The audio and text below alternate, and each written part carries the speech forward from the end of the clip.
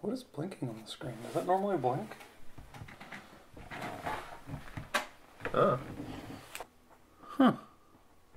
It's a real good shot of my face. We got some real good forced perspective stuff, like, "So, tiny man, tell me about Disney."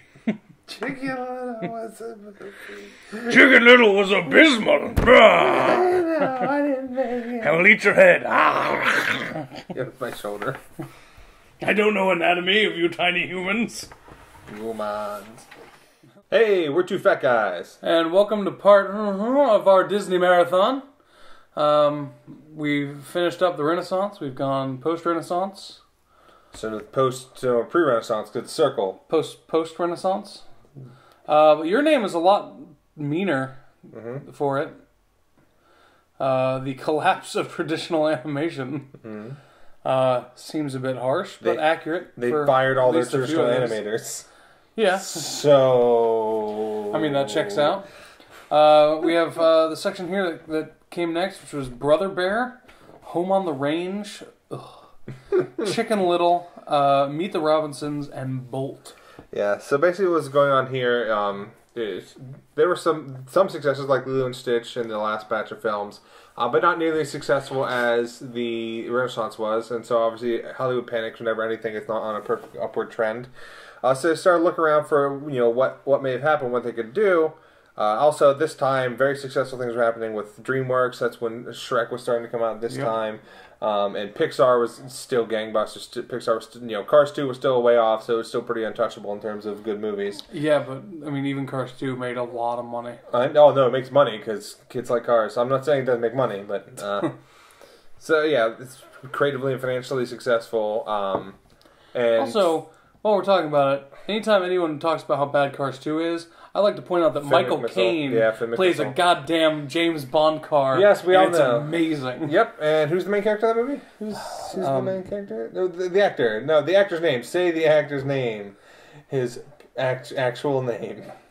Oh, yeah, I forget his actual name. I used to know it. It's like Larry Prescott or something. I don't know. It's something. It's Johnny weird. New York. I don't know. Anyways, so during this time, once some of the films we start talking about here soon didn't do as well, they panicked and said, "Oh, well, the problem is that computer animation. Everyone loves that their Shrek and the Pixar."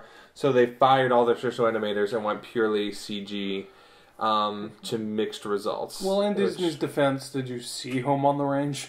I did see Home on the Range. That would make me fire some traditional animators. That's fair. Okay, but first up, before we jump to that, let's have 2003 Brother Bear, which actually didn't do that poorly at the box office, if I remember correctly. Actually did all right.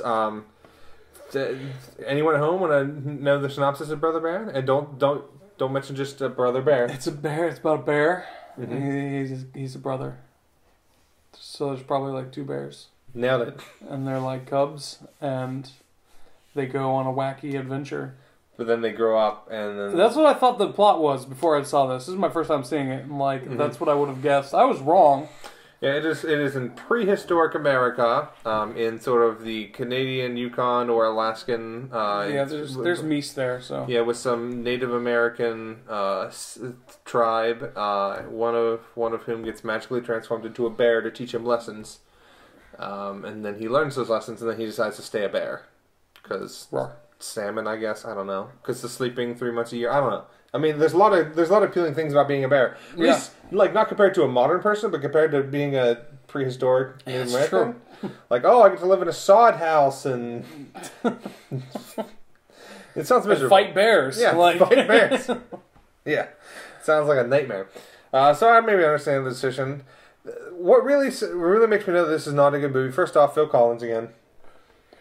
Yeah, this is the sort of attempt to recapture the magic of the Renaissance. Like, oh man, what was our last really successful Renaissance film? Oh, Tarzan? What did that do? It's like, oh, well, it was kind of in fish out of water. People aren't as civilized, fish out of water, and also Phil Collins just constantly singing over the movie while other people were trying to do things. It's like, oh, let's do that again. Oh. I mean, it looks good. They went back to sort of a more detailed animation. I noticed at one point I was like, oh, I see blades of grass. That's awesome. Like, I love when... That's sort of a test for me, like, when I can tell Disney's actually trying to put details in, when they give me blades of grass instead of just this blob of green. One thing to note, from a filmmaking perspective, it threw us off at the beginning. Oh god.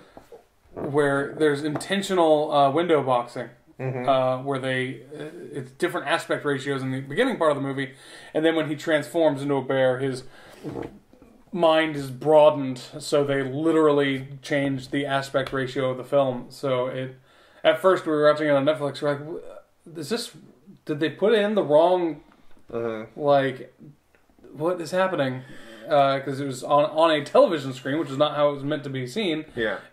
It was letterboxed and I forget the other term, but it had the black bars all the way around. I was like, that's weird. And then it became widescreen, which was still letterboxed. In a theater, it wouldn't have that effect. In a theater, it would fill up the top. It would never change in height. It would fill up the top of the screen, and then it would just suddenly start using the sides. Yeah. So in a theater, that you'd get a really cool effect. On TV.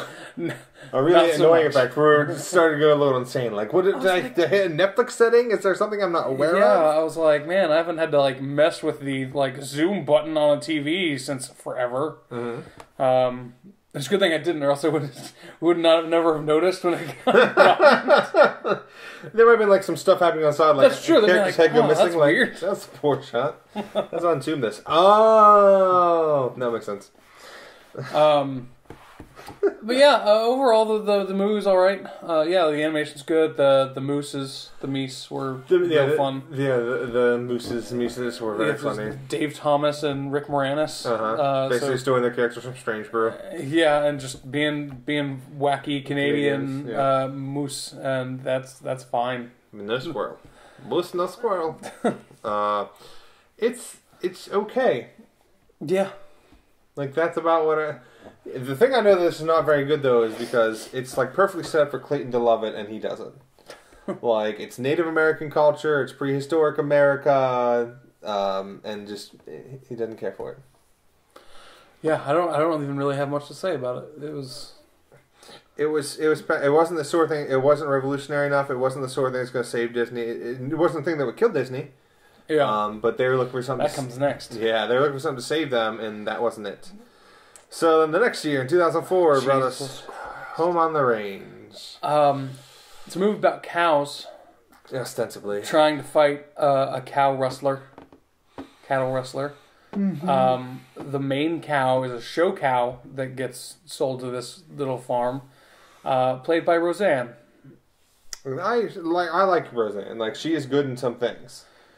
This is not one of them. This is not one of them. Like, when the role is right for her, it actually works very well. Yeah. But she's meant to be this main sympathetic character in a Disney film. And it's like as if David Spade never stopped David Spading in Emperor's New Groove. And it's even worse. It's like stronger because it's like 110% Roseanne up in your face. And somehow Judi Dench doesn't soften that as much as John Goodman does in Emperor's New Groove. You got Judi Dench in there. You got Cuba Gooding Jr. Randy Quaid in 2004, so he was just trying to hang on to something. It's like Snow Dogs Cuba, right? Yeah, it is. Here's a good job, though. Yeah. One of the better parts of the film, enjoyable character. This horse who was desperate. He was like this sleepy sheriff's horse, and he wanted to be like an action horse. He like dreamed of like the like movie star like things you would think of action movie stars doing. And then like this bounty hunter comes into town. He's like, I need a horse, and he's like, me. Oh my god, I can do that. Oh my god, I can do that. Oh, he's like dancing around. I really like that scene. That was a fun sequence for me when he's like trying to show off for this guy. He's like lifting weights. The bounty hunter's just like talking about all these things that he would need a horse to do, and he's like in the background like trying to show off that he can do it. It's pretty delightful. Yeah, Randy Quaid's the bad guy who is based on the Pied Piper. He yodels. Which is an interesting concept. I'm not the execution was not well done. No. In any way. But it's an interesting concept, and I'm kind of grasping at straws to have anything nice to say, so I'm going to let him know that interesting concept. Things nice to say, the pig designs were delightful. Everything else design was a horrifying hellscape nightmare. Yeah, It's weirdly stylized in a way that I don't even know what it was. It was angular in a way that didn't make sense to me to be angular. It felt mid-90s to me, and not like mid-90s animation, just like mid-90s in general. Like everything was neon and pointy. Yeah, kind of, except without sort of the one scene, where the fake pink elephants on parade. Yeah. Scene with the yodeling. Was exactly that. It was neon and that weird angular design. For some reason, but the pigs looked fantastic. It worked for the pigs. Like I think because a pig's natural shape is so round. That they couldn't mess it up by putting additional angles in there. Yeah, like putting these angles in actually end up with a good-looking, stylized pig. But like these cows, it ended up just being weird monstrosities that didn't look like anything. And also completely stopped me from sympathizing with any of them as people. Yeah. And I was just, yeah, it's a real shame. The henchman I liked. The villain's henchman is these... There are moments. There are moments. They have more moments than most in the movie. It's specific the map killed me. Yes, the map. There's a moment when the villain is just basically land baron. He was spurned because the people didn't respect his yodeling like as a way to rustle cattle, even though it's really effective. So he's like, "Well, screw you! I'm going to buy all the land around here, and then I'm going to own all the land," which is not the world's most evil plan. Like it's Lex Luthor quality. Yeah. Real estate money. Real estate scam. It's just one movie. Can we get a non-real? I can't wait for Batman v Superman, the real estate scam. So he's looking at this giant map buying up all the domain names. Yeah, he's like, I own all of the land around here. And then like the one henchman has to duck or like moves for some reason. And then right behind his head, like in the shape of his head, is the protagonist. A dumb henchman head-shaped patch of land. That is the farm. And he's like, every time that we came back here after a successful visit, did you sit in that exact spot? He's like, yeah, it's the most comfy spot on this couch. Like, it's the only place I feel comfy. Yeah, which that part was actually pretty funny, but when we're having to select certain jokes, to say that, but this is good as opposed to like Lilo and Stitch, where we were like the whole thing. It is good. Yeah, or Emperor's New Groove. We're like, yes, the whole all those jokes worked. Yeah, that's great when we have to specify which ones actually worked, and there's like 4. Mm-hmm. That says a lot. Yeah, and they talk about this in the Pixar store. So basically, they took this huge favorite movie and they assumed it was the public's fault for being jaded on traditional animation because of Shrek and Pixar and all this. Yeah, that's why I hated the movie. And the traditional animation. Yeah. And they're saying like, no, you tell a good story, do what Disney's supposed to do, and they didn't do that. They stopped doing that, and that was the problem. So then they tried to do like, all right, we're going full CG. That's what people like. That's what they want. So the next year they came out with Chicken Little. That CG looks bad. That's the first thing I'd say. There's no way around it. The CG looks bad. It's like one step above Reboot. I was gonna say, yeah, it's like you said, it reminds you a lot of like TV CG, like early. Yeah, like a step above Reboot, basically. Yeah, like Reboot, like now it's not like I love that show, but now if you look back at it, like the animation's rough. So like it looks like slightly after Reboot TV. Yeah, so like this came out in 2005. It was like TV quality CG for 2000.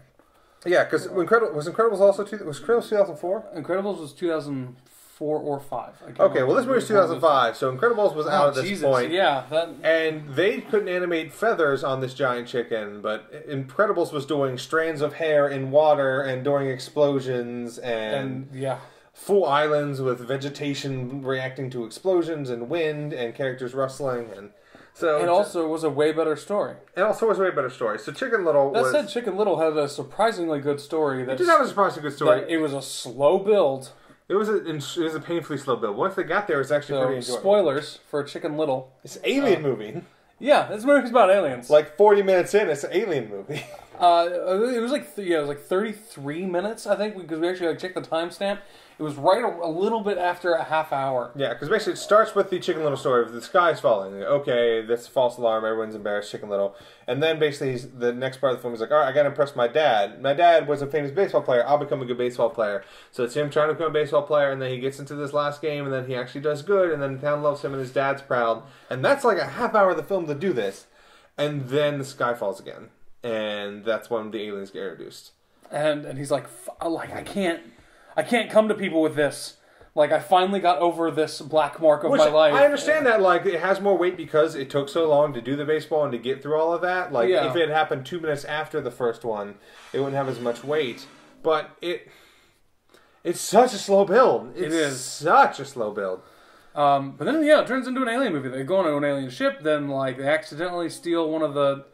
or he gets left behind, like one of the little alien babies.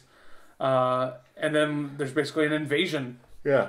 An alien invasion to try to find this last little alien a bit. And, yeah, it's certainly not what I expected. Yeah, the story's not bad, though. But let's talk character design. The alien's good. The alien is very good. I really like the aliens. I like the look of the aliens. I like their ships. I like pretty much everything about the aliens. The aesthetics are very good of the aliens.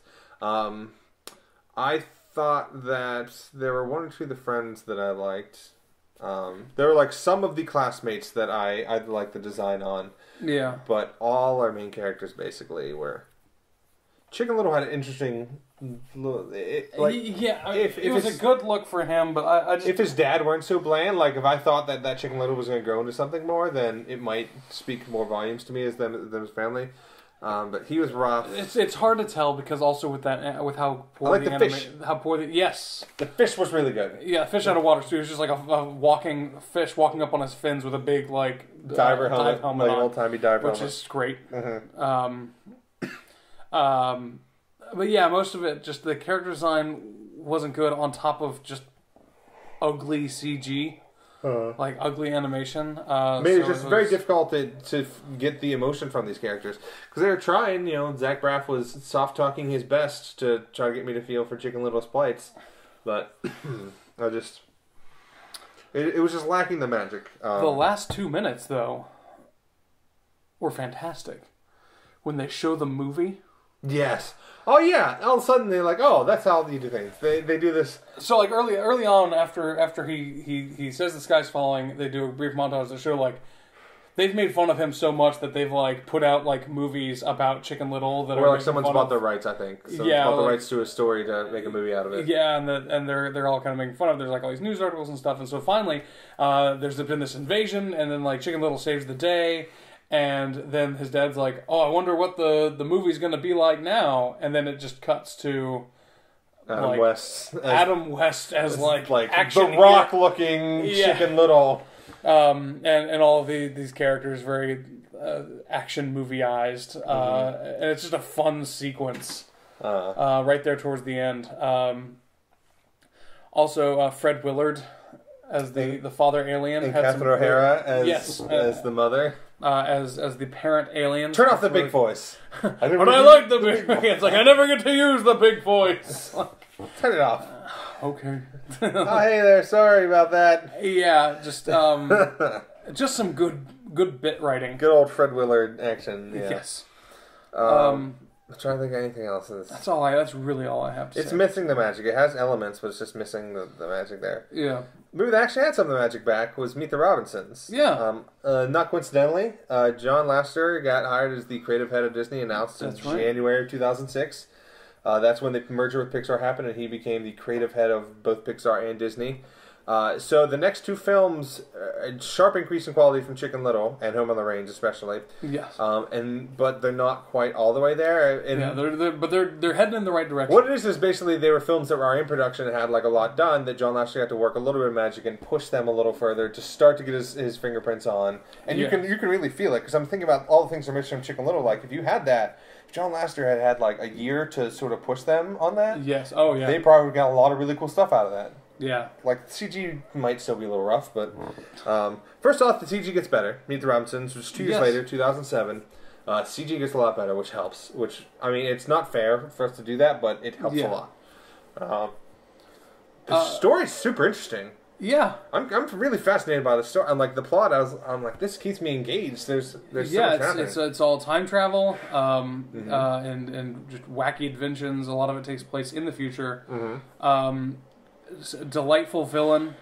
Very delightful villain. Especially like the more he's delightful to begin with, and the more you find out. Yeah. And then you find out who the true villain is. It's even better. Like it's all great because he seems very villainous, but then occasionally you get these glimpses of like he's not very good. He's kind of just like a bumbling dumb guy. Like what's wrong with him? He's not very good at being a villain, even though he looks insanely villainous. He looks like Snidely Whiplash, basically. Like he is one of the most villainous looking villains that we've seen. Like this side of Scar. Look at all that line with black hair and a scar on his face. But, like, then Scar was really effective at being a bad Yeah, guy. so it makes sense. Like, oh, you probably have that look because you're so evil. Your face is just It'd be withered. like if you had Scar's appearance with Ed the Hyena's effectiveness. Yeah. Like, just a little bit of fun juxtaposition with that character. Mm-hmm. And in case you see it, I don't want to talk too much more about that, but... We spoiled everything else. Yeah, but... This one you might not have seen as much. Yeah, I was going to say, that one... I do want to encourage you to see it if you haven't, because it's definitely really worth a enjoyable. watch. Yeah. Very entertaining. Yeah. It's solid stuff. Good writing. Looks great. Mm-hmm.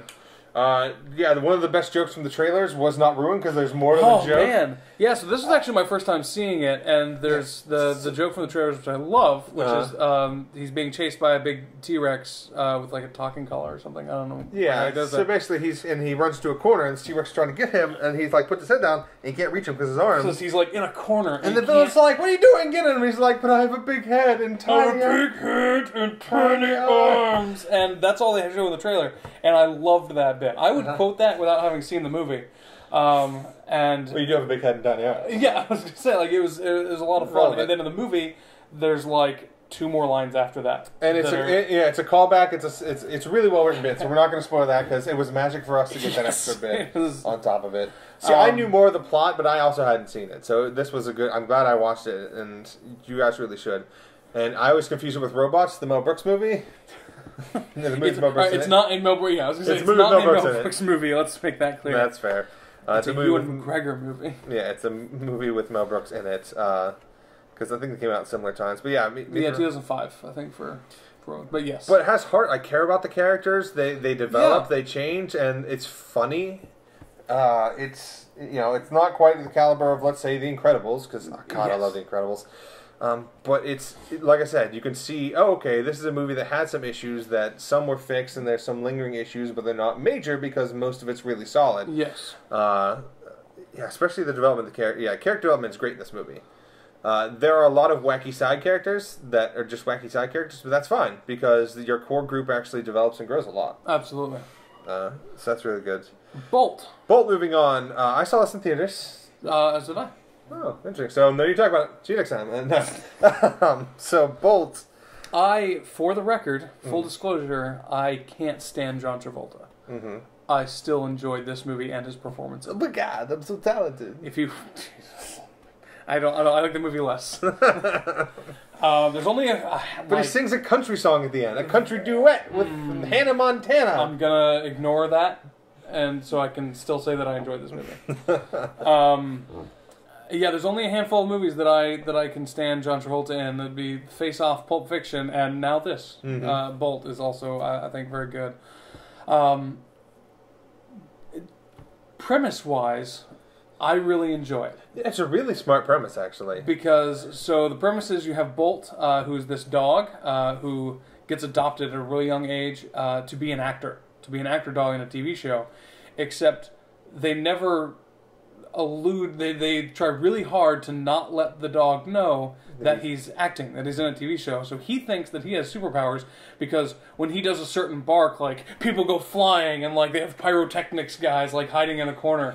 So it's like a Truman Show on a dog. It's like a different level to a Truman Show on a dog. Yeah, it's sort of like that. Yeah, it's a good point. Like, the beginning prologue is Truman Show-esque. And so he thinks he's protecting this girl Penny, his owner, his human. Mm-hmm. And all of a sudden, and the plot is basically he gets out. Like, mm-hmm. they try to do something with the show, so he thinks that Penny's really in danger. He bolts. He leaves. I'm out. You can just rest of you alone. So he leaves and then goes into the real world and is struggling with the fact that he seems to have lost his powers. Mm-hmm. He's trying to find his human. He meets a streetwise cat and a fanboy hamster. Who's seen him from the TV show. But no, this mix of fish out of water and animals, it's really well done. It harkens back to Aristocats and Lady and the Tramp. Yeah, and it Oliver and Company. Like, it connects in my mind in a very good way to Galaxy Quest and Three Amigos. even though it's slightly different. And it's not as good as those lofty titles. No, those are no, certainly not. But it plays with that dynamic. It does in a really fun way, a new way that I can't think. Yeah, I was gonna say it's like Galaxy Quest meets the Truman Show and animals. Also Disney and also Aristocats. So it's like Aristocats meets Galaxy Quest and it's a really fun concept, and they get a lot of mileage out of it. They do a good job of. There's enough emotion to it. Yeah. There's no Mufasa's death, but no, God, no, oh God, that'd be horrifying. But they do a good job. And he dies halfway through. What? Yeah, it's his fault. Then he can't save her. He thinks that he has superpowers. Gets her in danger. Grabs her and jumps off of a bridge. It's okay. Jesus. Can I watch this dark remake of Bolt? Can Clayton and I write... All right, Clayton, new challenge. You and I are going to write a live-action version of Bolt. Let's be careful with that. We don't want another underdog on our hands. Hey, man. I had nothing to follow up Hey, man with. But yeah, this movie's real solid. It's another one that it's another one similar to Meet the Robinsons. It doesn't feel Disney-y to me. It doesn't. And a little bit with Meet the Robinsons as well. Even Chicken Little, even, which may or may not be the whole like them trying to refine their voice. Because even though I liked Meet the Robinsons and Bolt, I don't think that when I saw Bolt, I don't think I knew it was a Disney movie. I knew it was, but it doesn't feel like one. What it feels like to me is like when they lost a Disney release. Like, it's as much of a Disney movie as Pirates of the Caribbean. I think after Home on the Range, they thought, okay, traditional animation doesn't work, and we're a traditional animation company, so what we do doesn't work. Let's try completely different things. Which is, like we've said in this marathon, trying different things is good. Yes. Which, as you'll find out once in the next batch of films, maybe keeping some of your roots can also be very good. Because if you're amazing at something, maybe still keep being amazing. Yeah. That's a good point though. Chicken Little, Meet the Robinsons, and Bolt don't really feel like Disney. I don't sit down and go, what a great Disney film. Like even in the context of this marathon, where something as disparate as 101 Dalmatians and Robin Hood can feel as at home with Snow White and Aladdin. Like they all feel like they're of the same company, even though they're wildly different films. Where I feel like Brother Bear did feel that way. Home on the Range did not. Home on the Range felt like a Nickelodeon. Yeah, just like it felt like one of those companies trying to cash in. Yes, it really did. I had to assume that I'm hoping at least some of their writing talent or something had to leave them. I'm hoping that wasn't like their best and brightest pumped out Home on the Range. It was so short after Brother Bear though, so I'm wondering if they were rushed. That was their B team. Well, team, and they were rushed. Well, Chicken Little came out in 2005, so that's not enough time to make a CG film, even if it looked that bad. So they were working on that for a while. So they probably had like a lot of their staff churning that out. So it's probably like this, bottom of the barrel people left when Home on the Range, and then they got shit canned when. That's true. Yeah, like their better people were probably working on Brother Bear or Chicken Little during that production. And at that point, like, all right, whoever wants to join, it's. Yeah, the numbers don't add up for it. So. Yeah, it's rough. And everything working against it. And these films, the early ones that failed, don't fail just because of a comparison to the past. They fail on their own merits. Don't worry, guys. You fail completely on your own. Yeah. But Meet the Robinsons and Bolt are a sign of good things to come. Yes. Even though they don't go back to a traditional animation as much as I would like them to, I'm still waiting for more traditional animation films. Sadly, Mona, which now you know something else about it, is CG. There are a lot of good things to come, and you can see the beginnings of that in Meet the Robinsons and Bolt. So if you haven't seen any of those, give them a watch. Yes. If you had to watch one, I personally like Meet the Robinsons slightly more, just because I like the plot more. Like, absent of anything about the film, if you just gave me a 3-sentence synopsis on the two films, I'll be more interested in seeing Meet the Robinsons, and therefore I think that holds through to seeing the film. I have the exact same feeling towards Bolt.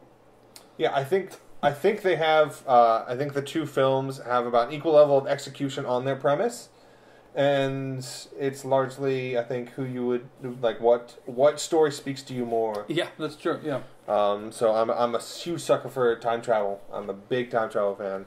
Sorry, Time Cop 2 Berlin Decision, end all be all time travel movie. It's a good movie. Has already capped up that. That's the one with Madame Mim, right? Yeah, she fights Merlin. Yeah. They keep transforming in the time machine. Yeah. Yep, accurate. All right. So we got a lot more John Lasseter for you next time we're up. I love the guy, so I'm gonna keep saying his name, John Lasseter. Whenever I get the chance to, John Lasseter. But for this video, thank you guys for watching. We're two fat guys. And sorry for wasting your time. John Lasseter. I knew you were going to do it. I know, I had to, right? I thought about sneaking it into my words, but I couldn't think in time. It's okay. You're like, oh shit, the catchphrase. Don't fuck up the catchphrase, Sam. But we want to do this bit. Shut up, other part of my brains.